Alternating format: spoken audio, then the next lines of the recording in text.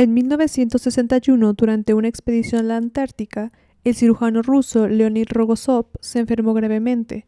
Necesitaba una cirugía y al ser el único médico en el equipo se dio cuenta de que tendría que hacerla él mismo. En medio del invierno polar, Leonid Rogozov, de 27 años, comenzó a sentirse cansado, débil y con náuseas. Más tarde empezó a padecer un fuerte dolor en el lado derecho de su abdomen. Debido a que era cirujano, no tuvo dificultad en autodiagnosticarse una apendicitis aguda. Rogozov hacía parte de la sexta expedición antártica soviética, en la que el equipo de 12 personas fue enviado a construir una base en el oasis de Shirmaha. La estación de Novolara-Serepskaya quedó establecida a mediados de febrero de 1961 y con la comisión terminada el grupo quedó en el hostil invierno.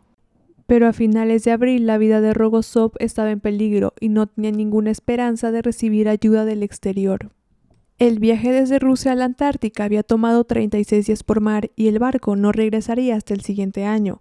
Volar era imposible debido a la nieve y al viento. No fue una decisión fácil. Rogozov sabía que su apéndice podía reventar en cualquier momento y que si eso ocurría, muy probablemente él moriría.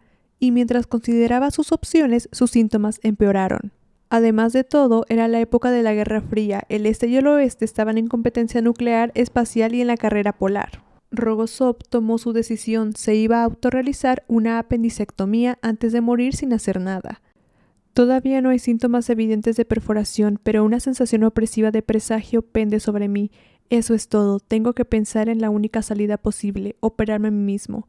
Es casi imposible, pero no puedo simplemente cruzarme de brazos y darme por vencido. Rogozov elaboró un plan detallado de cómo desarrollaría la operación y le asignó funciones y tareas específicas a sus colegas. Escogió 2 ayudantes principales para entregarles instrumentos, posicionar la lámpara y sostener el espejo en el que planeaba ver lo que estaba haciendo. El director de la estación también se encontraba en la sala en caso de que alguno de los otros 2 presentes se desmayara. Incluso Leonid les dio instrucciones de qué hacer si él perdía la conciencia, cómo inyectarle adrenalina y practicarle respiración artificial. El uso de anestesia general estaba fuera de toda cuestión. Rogozov fue capaz de administrar un anestésico local en su pared abdominal, pero una vez que hubiera hecho la incisión, el apéndice tendría que ser extraído sin más anestesia para poder mantener la cabeza lo más clara posible.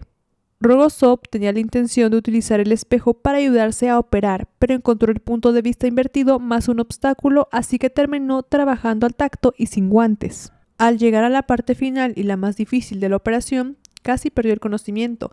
Empezó a temer que fallaría en el último trecho. Dijo, el sangrado era bastante pesado, pero me tomé mi tiempo. Al abrir el peritoneo, dañé el intestino y tuve que coserlo. Me sentía más y más débil, mi cabeza comenzó a girar cada 4 o 5 minutos, descansaba 20 o 25 segundos. Finalmente, aquí está, el maldito apéndice. Con horror noté la mancha oscura en su base. Eso significa que un día más y hubiera estallado. Mi corazón reaccionó y se ralentizó notablemente. Mis manos parecían de caucho. Bueno, pensé, va a terminar mal, y lo único que va a quedar es un apéndice extirpado. Pero no, él no falló. Después de casi 2 horas había completado la operación hasta la última puntada. Entonces, antes de permitirse descansar, instruyó a sus asistentes de cómo lavar los instrumentos quirúrgicos y solo cuando la habitación estuvo limpia y ordenada, se tomó los antibióticos y las pastillas de dormir. Debido a unas condiciones meteorológicas excepcionalmente desfavorables y gigantes trozos de grueso hielo marino, la embarcación que debía recogerlos en abril de 1962 no pudo acercarse lo suficiente y el equipo pensó que tendrían que pasar otro año en la Antártica. Como cirujano, Rogozov estaba preocupado por perder el contacto con el mundo de la medicina, y en el plano personal porque estaba atrapado en el lugar donde tuvo la experiencia más terrible de su vida. En su diario escribió, cada vez más a menudo las ondas de la molesta nostalgia por mi hogar y el odio de esta maldita Antártica se arrastran sobre mí. Qué extraño parece haber venido a esta expedición. Todo lo exótico de la Antártica se agotó en un mes. Y en cambio, estoy perdiendo 2 años de mi vida, mi clínica, que me gusta más que cualquier placer mundano. Parece tan lejos de aquí como Marte.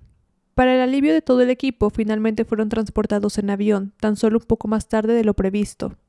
Tuvieron que ser evacuados en aviones monomotor y de una manera muy dramática, uno de los aviones casi cae al mar. Rogozov regresó a su casa convertido en un héroe nacional. Su increíble historia de supervivencia fue una herramienta poderosa para la máquina de propaganda de la Unión Soviética. Tan solo 18 días antes de realizarse la apendicectomía, su compatriota ruso, Yuri Gagarin, se convirtió en el primer hombre en el espacio, y se hacían comparaciones entre los actos heroicos de los dos hombres. Fue un gran paralelismo porque ambos eran de la misma edad, 27 años, ambos venían de la clase trabajadora y ambos lograron algo que no se había logrado en la historia de la humanidad antes. Ellos eran los prototipos del superhéroe nacional ideal. Rogozov fue galardonado con la Orden de la Bandera Roja del Trabajo, que honraba las grandes hazañas y servicios para el Estado y la sociedad soviética. Rogozov, sin embargo, evitó la publicidad. El día después de su regreso a casa volvió a su hospital y reanudó su carrera. Las apendicectomías ahora son obligatorias para los exploradores antárticos de varios países, como Australia, y algunos en la profesión médica han sugerido que debería hacerlo también para los futuros astronautas.